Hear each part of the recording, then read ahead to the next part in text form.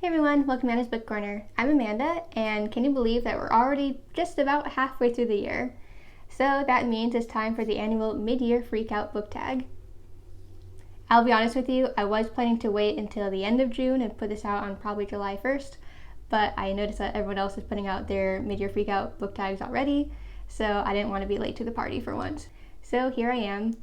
Also, in a couple of weeks, I'll probably put out another video where I'll talk about how I'm doing with my reading goals this year, how I'm doing with my personal goals, my reading challenges, kind of the numbers breakdown of how I've been reading. So expect that probably in early to mid-July.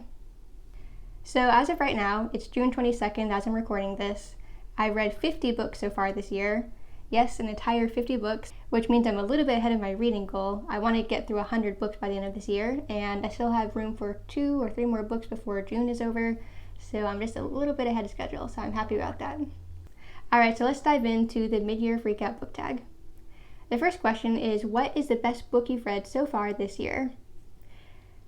So this is a hard question to answer because after reading 50 books, it's really hard to narrow it down to my favorites.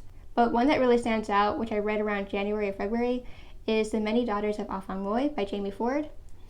This book isn't actually out yet. I read an arc of it, and the book doesn't come out until August. It's a really great book, and it combines so many different genres and themes and characters. It follows multiple generations of this one family, starting with the first Chinese woman to live in America. And with each generation, you see different kinds of traumas that these women go through. It all culminates in 2045 or 46 in Seattle, which is local to me. And it looks at intergenerational trauma and epigenetics, but it also looks at different historical events in San Francisco and in England. And it just combines so many different things. It's like everything in one book, but it doesn't feel scattered. It feels just really cohesive and amazing. And I could not get enough of this book. I really cannot sing its praises loud enough. I can't wait for it to come out. It comes out in August, so look out for that. Another book that really stood out to me that I just read recently is The Daughter of Dr Moreau by Sylvia Moreno-Garcia. She's one of my favorite authors. I've read several of her books by now, and I always look forward to whatever comes out next from her. This book is kind of a reimagining of The Island of Dr Moreau by H.G. Wells. I have not read that, so I kind of went to this book a little bit blind. It's set on the Yucatan Peninsula in Mexico, and it follows this woman, Carlota, who is the daughter of Dr. Moreau.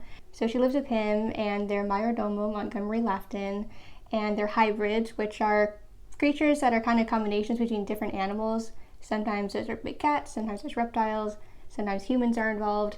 And they're kind of isolated and thus pretty safe from society until some people show up, and then things kind of start escalating to a probable catastrophe. It's a historical fiction and sci-fi book, and I do normally shy away from sci-fi just because it's a genre that I tend to struggle with. I'm very hit or miss about it, but I really love this one. It was so beautifully done, and I love the different layers and complexities it has. Sylvia Moreno-Garcia has such a precise but evocative writing style. I love how she depicts the characters, including the hybrids, who are portrayed as human rather than as beasts or monstrous, which I really appreciated. I love the different relationships between the characters and the growing sense of horror, but also the hints of romance, and it gets very action-packed and adventurous towards the end, so it was just a really fun and thought-provoking novel. And that one isn't out until July, so I know I've mentioned 2 books that aren't even out yet, and I'm sorry about that. So maybe I should just mention my favorite book that is already out, and that would probably be Book Lovers by Emily Henry. I love her books. I've read 2 of her other ones before this one, and I was so excited for this one. It's a really cute novel that kind of flips a Hallmark movie on its head. You know, the classic Hallmark romance where someone goes to a small town and then dumps his girlfriend that's back in New York City. Well, she's the one who gets dumped, and then she goes to a small town. So I really love that. I also love that it is about the relationship between sisters who are really best friends and are very close, and I really appreciated that. It has some discussion of grief and losing a parent specifically. Also has a really cute romance, which is not quite as enemies to lovers as you might have expected it to be, but it is a really sweet romance, and I love how everything worked out in the end. So this is another book that I really enjoyed. Question number 2 is, what is the best sequel that you've read so far this year? So I've started a lot of series, but I've only actually continued 2 series that I've started. One is The Lady Tempson Heir, which is a 3rd book in Harper St. George's Gilded Age Heiresses series. I really loved the first 2, and I was so excited for this one. This one was just as good as the first 2, and I really enjoyed it. It's about Max, who is the brother in the Crenshaw family, and his relationship with Lady Helena. They're both facing some issues that could be resolved by getting married, so they decide to become fake engaged, and they don't really have any intention of getting married, but they do think that getting engaged will help move along certain things and stave off other issues, at least in the meantime. So I really enjoyed this one, not only for the romance, but also for kind of the progressive discussions that it has. Progressive for the 1870s, but still I really connected with it and really enjoyed it and thought it was just very smart, but also swoony. I also read these two books by Martha Waters. Now, if you know the series, you'll recognize that this is the first book in the series, not a sequel, but I read the second book first, and then I finally got to the first one this year. So I'm kind of reading it out of order. This one probably doesn't count as a sequel because it really is not the sequel, even though I read it in the wrong order. But that does leave us with To Marry and to Meddle, which I think might actually be my favorite of the series so far. This follows a third friend in the trio, whose name is Emily, and she goes into a marriage of convenience with Lord Julian Belfry. They're a really cute couple, even though for them it's really transactional, but they definitely have feelings for each other, and I like how they move each other along in terms of their family issues that they have. There's also a really cute cat, and you know I love cats, so any book that has a feline companion is definitely high up in my list.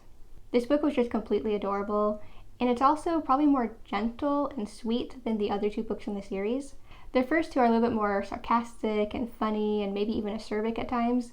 This one is definitely gentler and kinder and just cute, but I think it was my favorite of the three, so this might be my favorite sequel so far, out of only a handful that I read. Question number 3 is, what is a new release that you haven't read yet but you want to? So if it were up to me, I would probably list 25 books that I have on my shelf that I bought this year alone that I haven't gotten to. I don't think you want to hear about my entire list, so I'll just mention a couple here. First up is a fantasy called The Stardust Thief. It follows a girl who saves a cowardly prince, and then his father, the Sultan, blackmails her into finding a magic lamp, as you can see on the cover. And so this sounds like a really fun book, probably some Aladdin vibes, and I did love Aladdin growing up. It's one of my favorite Disney movies. So this one looks really fun, and I've really been craving more fantasies lately. So this looks like a fun fantasy that I definitely want to read very soon. I'm thinking I'll probably read it in August for my Asia reading challenge, so look out for that in an upcoming monthly wrap-up. Another fantasy that I'm planning to read in August for the same challenge I just mentioned is Kaikei. I'm not sure if I'm saying that right, but it looks like a really fun book, and it's set in India.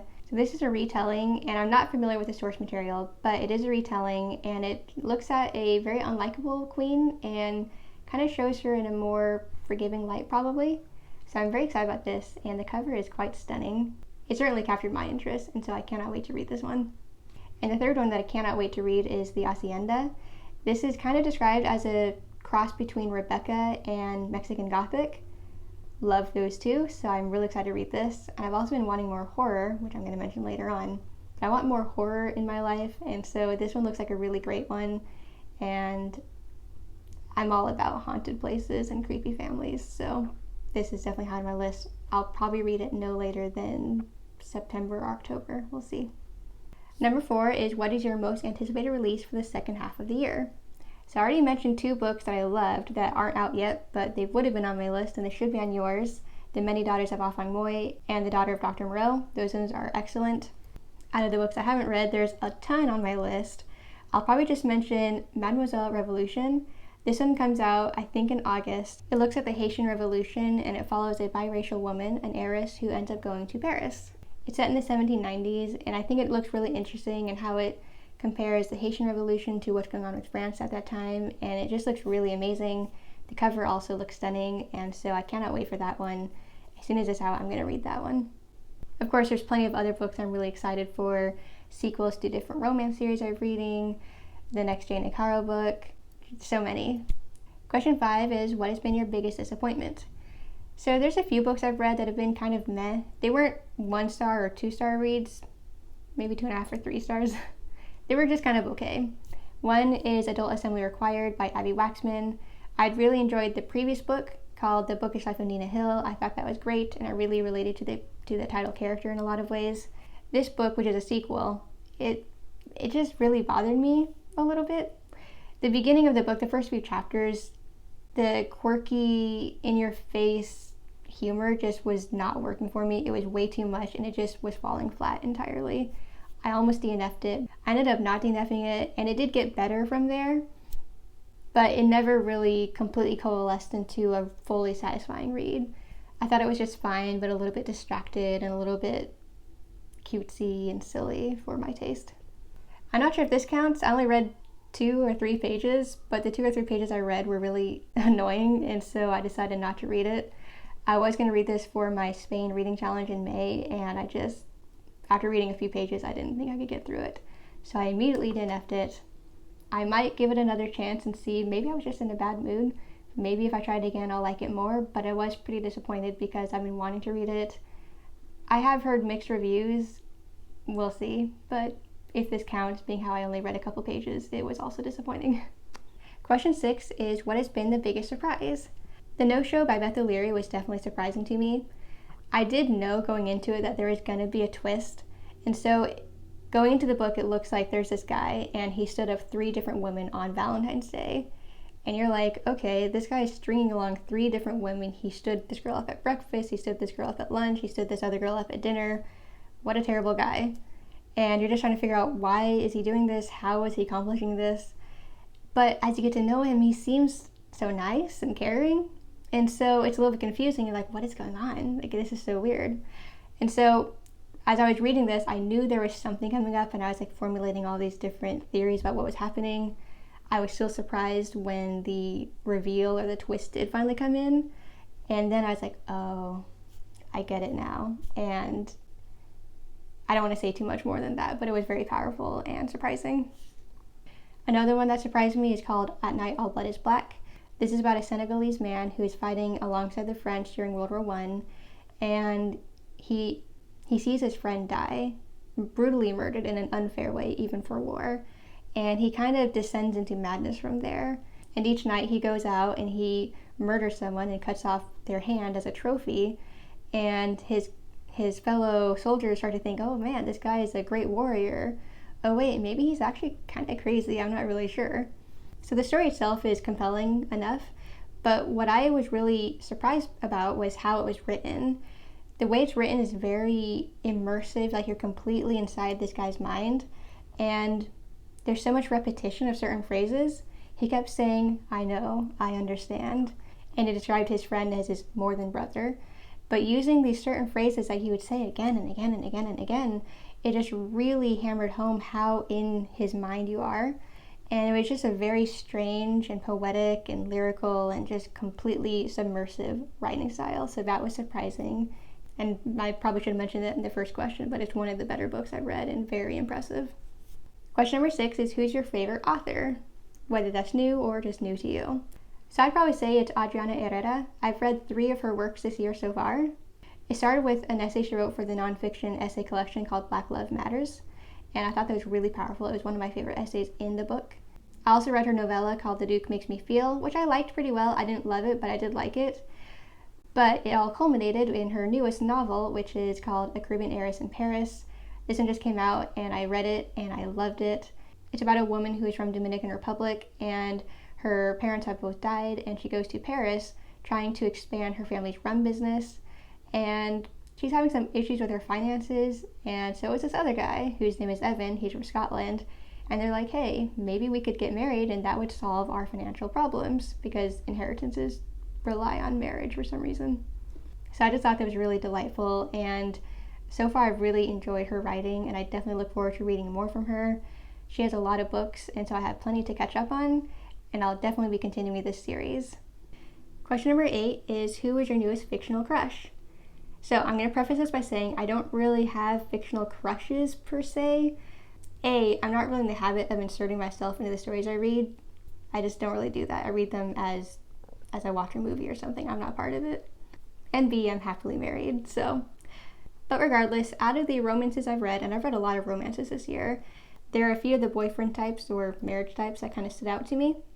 One was Evan from A Caribbean Heiress in Paris. He was just a really sweet and protective guy. I like that he always strove to shine a light on Luz Alana and really give her a platform without overtaking her and being the one to rescue her. More like he gave her an opportunity to rescue herself, and so I really liked that aspect of him.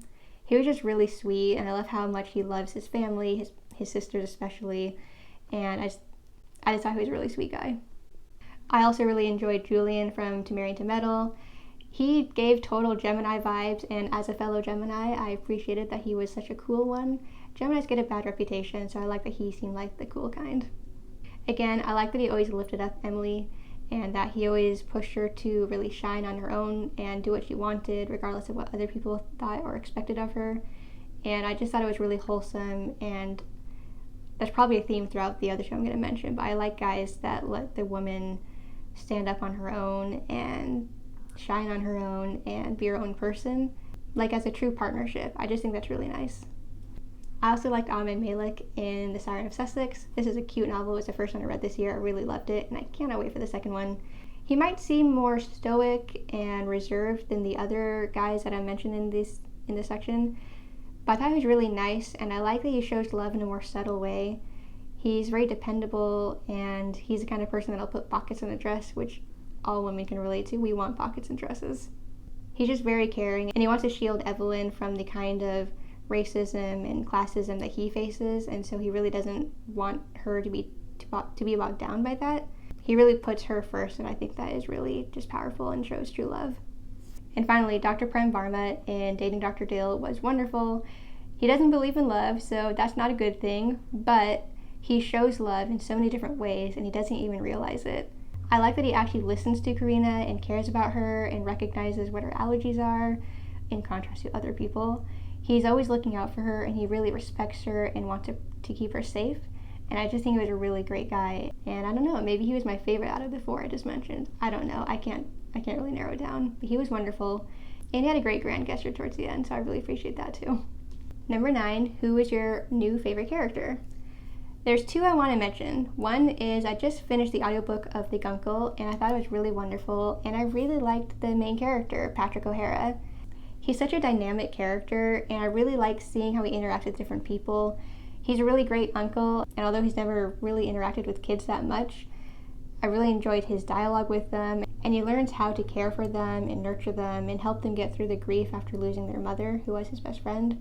I like seeing his interactions with his siblings and also with his neighbors, and also with this woman who's trying to get him back into his acting career. He's funny and sarcastic, but he's also very caring, and he's working through a lot of traumas and griefs that he hasn't really had a chance to process, or maybe hasn't had the skills to process. But I just felt like he was a very real character and so complex and so nuanced, and I just really, really loved him. The dialogue in the book was A+, and the examinations of grief were A+, and just the family relationships between an uncle and his niece and nephew were wonderful. I just loved everything about it, and he was a great character. Another character I loved was Charlotte in Antoinette's sister. She is actually a real person, a real historical figure, the sister of Marie Antoinette. But I thought she was a really strong and powerful woman, and even though she was 15 at the time, she just went into her new role as Queen of Sicily and Sardinia and just took over, and she was getting rid of corruption, and she was making her kingdom a better place for its citizens, and she was just a really strong and powerful woman, and I thought she was pretty inspiring, honestly. I have mixed feelings about the whole family and monarchies in general. Not really a fan of monarchies, but even so, I thought she was a really strong and powerful and inspiring woman. Question 10, what is a book that made you cry? So several books that made me cry. I already mentioned The No-Show and Book Lovers. Maybe the first book that really made me cry was The Traveling Cat Chronicles. That one is actually a story that focuses on the bond between a person and their cat. And after several years of having this cat, he's trying to get rid of him, find a new home for him, temporarily or permanently, we're not sure. We're also not entirely sure why, although I started to suspect what the reason was. I ended up being right, and by the end, I just cried so much about what happened and how the cat was processing what happened, and it just broke my heart, honestly. As a cat owner myself, it really just hit me in the feels. Another one that made me cry is called Paris is Always a Good Idea. This is a book about a woman who was on a life-changing year-long trip in Europe when she got a phone call that her mom was dying of cancer. Now, it's 7 years since her mother passed away, and she hasn't really moved on. She hasn't been able to be happy or find love since then. And so she goes back to Europe, hoping to reconnect with her 3 exes, the 3 men that she fell in love with while she was in Europe, seeing if she can love again, seeing if she can kind of find the piece of her that's missing again. So on the one hand, it is a romantic comedy. It's very cute and fun seeing her travel around Europe and seeing her reconnect with her exes. but also kind of develop a relationship with her work enemy, Jason. But on the other hand, it's just a really powerful examination of grief, of losing a part of yourself after losing a parent or another loved one, of being able to let go of who that was and accept who you are now. And I have also lost a parent, and so it's something that I could personally relate to in a lot of ways, and it was just a really powerful book. It was very fun and funny throughout most of it, but there were parts that just really got me emotional and made me cry. So this is another one that definitely is kind of a roller coaster of emotions. Number 11 is what is a book that made you happy? So I'll just go through this one really fast because I've already mentioned all three of them actually. One was The Guncle, which was, in addition to examining grief, it was also just hilarious. His conversations with his niece and nephew were hilarious and just golden, and I was laughing through most of it. Dating Dr. Dill is also really just fun and charming and had me laughing out loud a lot of the time. And these two Martha Waters books also were hilarious, especially The Having to Hoax. I know that for some people it's kind of ridiculous and annoying, but it's done in a way that's very self-aware, and I just love the hijinks that these two got to. And I mean, it was ridiculous, and I was at a certain point I was like, all right guys, can you just let this whole charade drop? But even so, it was really fun and funny, and it was just bonkers. It was ridiculous. I loved it. Number 12 is what is the most beautiful book that you've gotten this year? I'll mention a few. I already showed you Kaikei, which I think is just a stunning cover. It caught my attention. I also really like The Hacienda. It looks beautiful, but also spooky and gothic. I love that. That's my vibe. The Daughter of Dr Moreau was also a beautiful cover, and I love how pink it is. Pink is my favorite color. The Daughter of the Moon Goddess is beautiful. This is a Chinese fantasy. And I have to say that for a few months I kept getting it confused with this one, which is The Girl Who Fell Beneath the Sea. That's a different book by a different author, and that one is inspired by Korean mythology as opposed to Chinese mythology. But they're both so beautiful, and I want to read them together. Also, When We Were Birds, there's something about it that's just so pretty. It has like the flowers and the silhouettes. I really love this. I love any book cover that is evocative and is kind of like a painting, especially if the character and some kind of background scenery, especially nature-y scenery is involved. I really like that. And last question, what are some books that you need to read by the end of the year? I have a ton of books I need to read, and I'll mention just a few. One of my goals for the year is to read all the remaining 2019 Book of the Month books that I have. I've already read a few this year, so I have 3 left. One I need to read is A Flight Portfolio, which is set during World War II and follows a person who is saving Jewish people from the war by flying them to safety. Another one is A Nearly Normal Family, which is by a Swedish author, and it's kind of a family drama, police procedural kind of book. And The Glittering Hour, which starts off in the Roaring 20s and goes to World War II. This looks like a really pretty book, and it's been on my shelf for a while. There's also something I've been planning to do for a couple of years now, and that is a Bronte-a-thon. I'm probably going to call it Decembrante because I'm going to do it in December. But basically, I'm planning to reread Jane Eyre and Wuthering Heights. I read Jane Eyre when I was in high school and Wuthering Heights when I was in college, and I haven't read either one since. But I want to reread both of them, and particularly following Jane Eyre, I have several Jane Eyre retellings that I want to read. So I really need to do this because I've been wanting to do this for the last couple of years now. And besides that, I just want to read a lot more fantasy and horror in particular. These are 2 genres that I feel very drawn to this year, and I just want to read a lot more of them than I have been so far. So far I've read almost nothing from either genre. I don't really know why, but I'm going to change that in the second half of the year. So there you go, my mid-year freakout. I'm sorry I don't normally just answer each question with one book because I can't narrow things down. It's too hard for me. But I guess that just shows I'm too enthusiastic about books. But regardless, I hope you enjoyed this video, and please let me know what you've been reading this year, what you've enjoyed, what stood out to you, maybe what you're looking forward to in the coming months as well. I'd love to hear about it. If you enjoyed this video, please like, comment, and subscribe. And to make sure you don't miss any more of my videos, please ring the bell to get all my notifications. I'm putting out about 1 video per week. Hopefully I'm going to bump that up to 2 videos per week. And I do wrap-ups and listicles and tags like this one, and I have a lot of other fun ideas coming up. So thanks for watching this video, and I hope to see you in the next one. Bye!